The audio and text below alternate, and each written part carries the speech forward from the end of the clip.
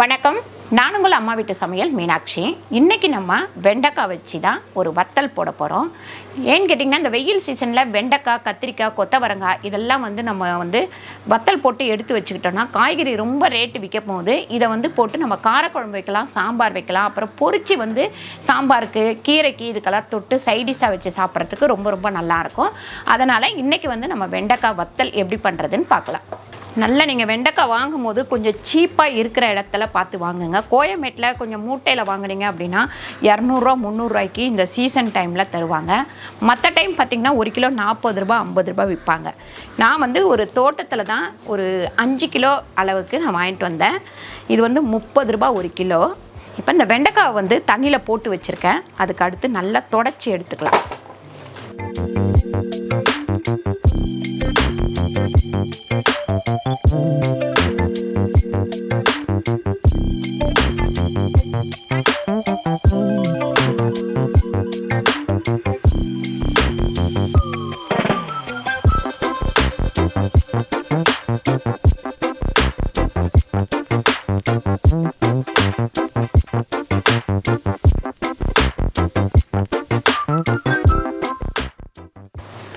இப்போ நம்ம வெண்டைக்காவை கழுவி தொடச்சி எடுத்தாச்சு.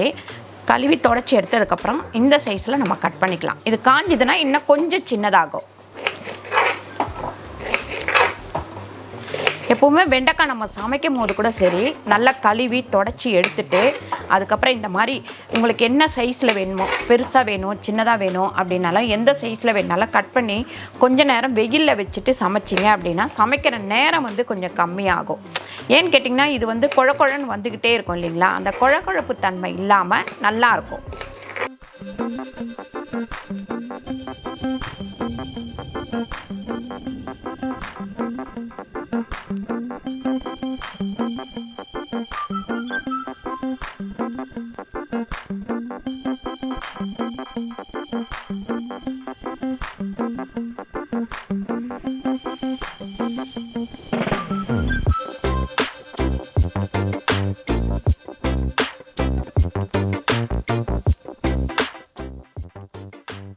பாருங்க, இப்படி எல்லாமே நான் ஒரே மாதிரி கட் பண்ணி வச்சுருக்கேன். இதில் 2 லெமன் நம்ம புழிஞ்சு விட்டுக்கலாம். லெமன் எதுக்கு புழிகிறோம் அப்படின்னு பார்த்திங்கன்னா, ரொம்ப நாள் கெட்டு போகாமல் இருக்கும். ரெண்டாவது இந்த புளிப்புத்தன்மை அதில் இருந்தால் டேஸ்ட்டும் நல்லாயிருக்கும்.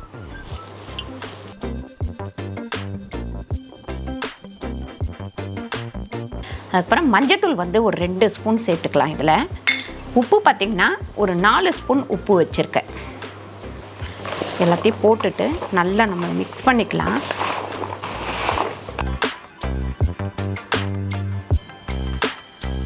இது அப்படியே நம்ம வெயிலில் மேலே கொண்டு போய் தட்டில் போட்டு பரப்பி வச்சுட்டு வந்துடலாம்.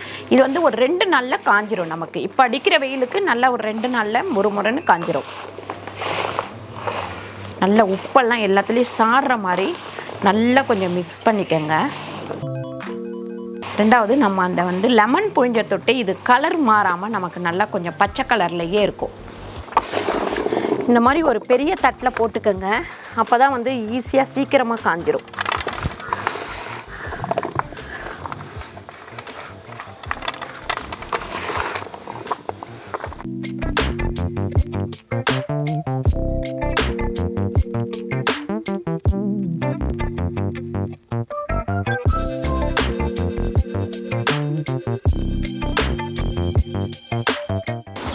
நல்லா ஒரு 2-3 நாள் காஞ்சிச்சு.